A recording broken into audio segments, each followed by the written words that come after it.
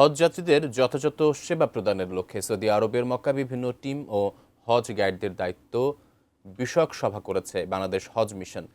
স্থানীয় সময়ে গতকাল সন্ধ্যায় শহরের একটি হোটেলে আয়োজিত সভায় প্রধান অতিথি ছিলেন ধর্মমন্ত্রী কাজী শাহ মোফাজ্জল হোসাইন কায়কোবাদ।